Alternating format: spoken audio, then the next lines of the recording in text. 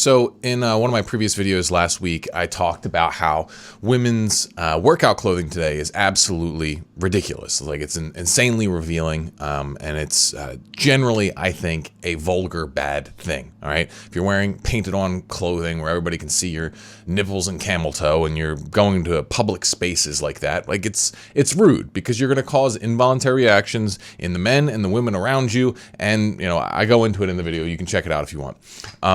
And I got a bunch of guys agreeing with me, like saying, hey, I hear you. I even had some women in there in the comments saying, I totally agree with you. But then I had some people who were disagreeing with me, which is understandable. And if this thing trends like my last video about women's clothing, it will, I'll get more and more of that as it reaches people outside of my little YouTube following here. But one of the comments that I got, what I think is so emblematic. So it's the epitome of the person who is like disconnected from certain realities that I think you should be connected to. You should understand them. And I'm not trying to be mean to this person because it sounds like they're a fan and everything like that. And they were actually very respectful in their comment and the way that they disagreed with me, which is fantastic. I am all about intelligent discourse. But I found some of the stuff they were saying so outlandish that it'd be worth talking about because I've seen this kind of stuff before. So let's go ahead and jump into it here. All right, this is from our buddy All in Our Head. And so he says he, generally agrees with me. This one he disagrees with pretty significantly, so he's going to share. First off, he says, I find it self-evident that the purpose of clothing is not modesty, but safety and comfort. When we are exercising, we need something to keep our balls, our boobs, as it may be, from bouncing around, okay? And also it is practical to keep our anal and vaginal cavities covered for a variety of reasons.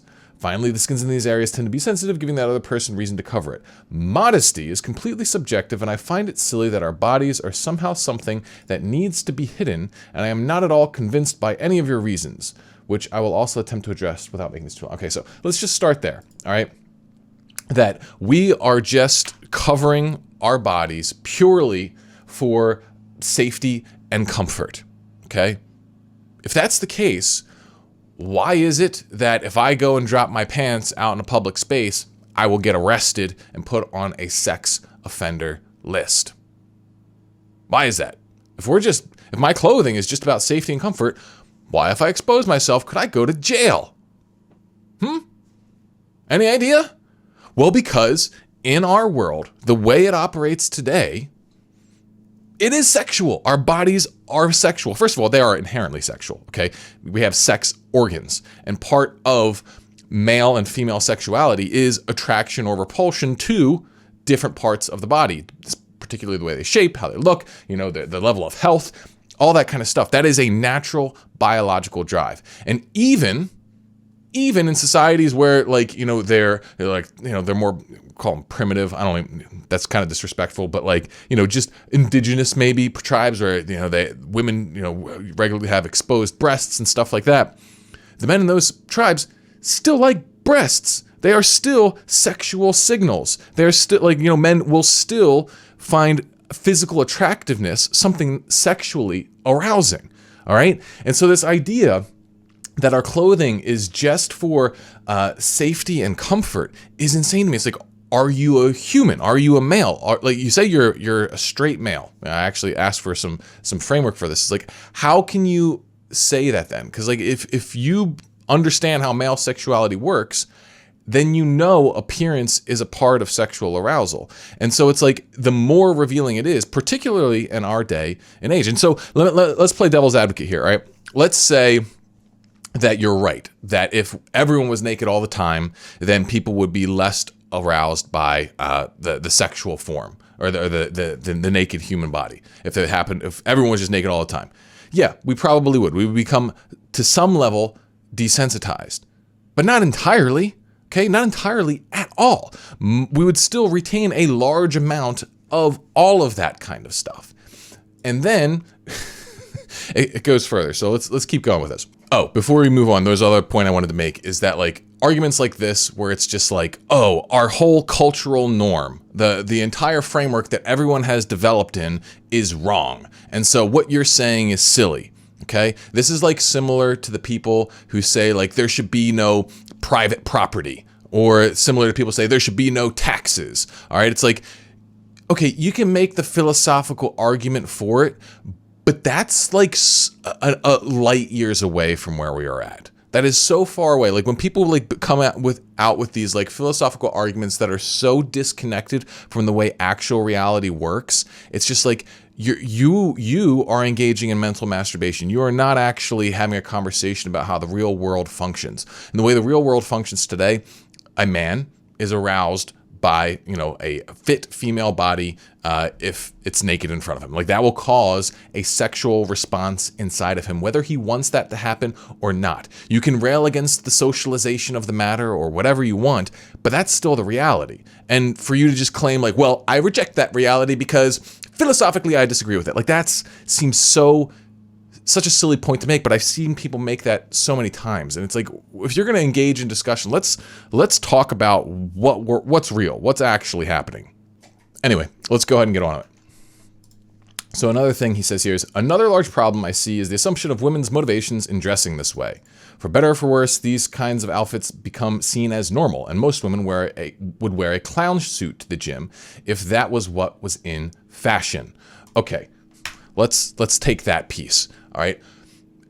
That says to me that you don't understand what drives fashion, what drives trends, or anything like that. Okay. Like it's a complex thing for sure. And there is two different kinds of things at play. One is female status. Okay. Like a female comparing herself among other females.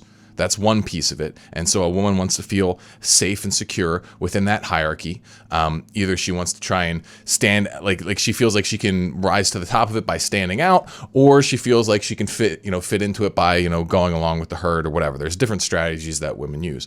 But then a woman also cares about how she stands in the eyes of men. All right.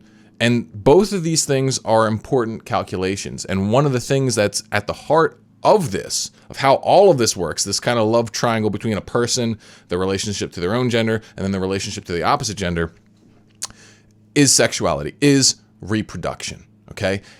The thing is, like, sure, there is some weird parallel universe where women will wear a clown suit to the gym, but that's not going to happen in ours, at least not on any sort of mass scale. Why? Because women want to be sexually attractive. They do. That's kind of the way it works. And if you look at the history of, the United States and Western culture, what we have is essentially a race to the bottom of like more and more and more and more revealing, more and more and more sexually exposed. Why do you think that is? Why do you think it follows that particular trend rather than to more conservative?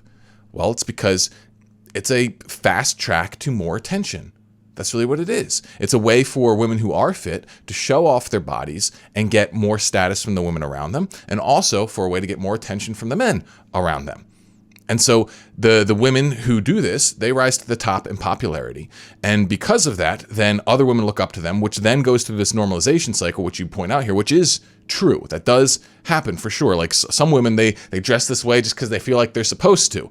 But I think most women are also aware of what they are doing. Well, maybe they're not aware. Some women, they are aware on some level that they are displaying themselves in a way that is likely going to catch the masculine eye. His next point here is that these outfits also maximize flexibility, comfort, and cooling, which are all very important for the gym. I often joke about what it would be like if men dressed the same way, and the fact that there is not equality in this is certainly silly. I don't buy this at all. All right, like since when does having to wear completely skin-tight clothing maximize flexibility, comfort, and cooling? Why is a tight t-shirt more cooling than one that is less tight? I don't buy that. I've worked out in t-shirts my whole life. I've worked out in, regular exercise shorts my whole life. Like I'm totally fine being flexible and breathable in there. Like why does it have to be painted on? That doesn't really add much. I mean, like, if you want to have that compression feel, you can always wear underwear like that. And if you're getting like at a certain point, It's not, it's going to be a matter of like 1 to 2 degrees. Like, I don't think this is a truly a comfort thing, because at that point it's like, well, you might as well just be naked. That's pretty much what they're trying to do, is they're trying to get as close to naked as possible, which in a public space, I think is inappropriate, because like I was saying, it's going to have involuntary reactions caused all around. All right, so now he goes on to make some other points too, like saying how he agrees 12-year-old girls running around in booty shorts with tons of makeup on them is a terrible idea, which I don't fully understand if his whole stance is that, their bodies are inherently non-sexual. Why is it wrong for a 12-year-old to do that then? According to your own perspective, I don't quite understand. It seems kind of incoherent. But I agree with you. Yeah, that would be very bad. Anyway, one of the things he says here is, if someone cannot control themselves around people dressing in the current fashion, they will need to stay home and spend time realizing that the human body is inherently neutral in terms of sexual attraction. It is only our twisted view towards the human body, caused in large part by the requirement for people to wear clothing, that causes this problem. A person's clothing has nothing to do with their promiscuity. Okay, so a couple of things there. Let's dig into that a little bit, all right? First is that if someone cannot control themselves, then they just need to stay home. I agree with you. If some guy truly cannot control himself, he just has to like start sexually attacking women, or he whips out his dick and starts jerking off, like, yeah, that guy should absolutely stay home, or maybe even in jail. It depends on how bad we're talking about here. So I would agree with you on that point. But the general sentiment that it is like this is a completely unrealistic thing to just not like, that seems weird to me. Again, we're back to this whole point of, oh yeah, bodies are non-sexual. That's just, we already talked about how I think that is an absurd take, and that they clearly are. But then it's, back to this whole like utopian idea of twisted views toward human body that's all caused by the oppression of clothing, right? You sound like the person who's saying like the root of all problems is taxes, okay? You got a point. I'm not saying you don't have a point, but I'm just saying you're not in reality. You're not dealing with the way things work. And because of that, it's not helpful. And then it also then gives a free pass to behavior that makes the way things currently are worse. It's worse, all right? It's because things are the way they are. We do have sexual attraction. Men are aroused by female bodies. And so just saying they should just be able to do this, there's nothing wrong with this, what is that going to likely do? It's going to likely mean that the trend is going to keep going toward more and more promiscuous, okay? And then you go and you say a person's clothing has nothing to do with their promiscuity. Nothing? Absolutely nothing? Are you sure?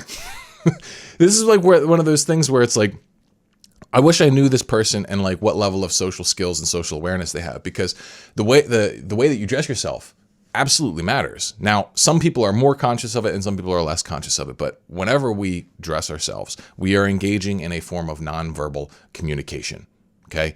And is that nonverbal communication always 100% accurate and readable? Absolutely not. Okay, you can see someone that's like, dressed like a goth who, you might assume likes goth music, but guess what? They don't. They're like really into just like classical piano. All right. Yeah. Can things like that happen? Sure.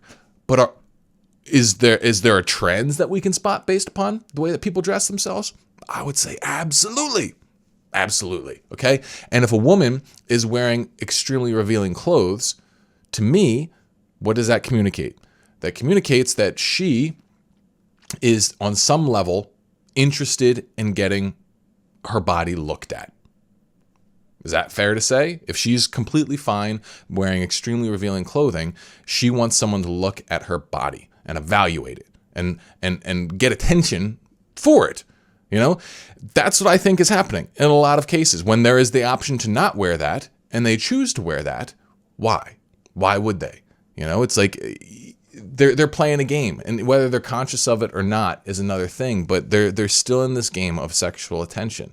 And so, if you see a woman who's more conservatively dressed, on average, I would say that she probably has more conservative values. More provocatively dressed, I would say less conservative values, probably more open sexually and that sort of thing. And is that true all of the time? No.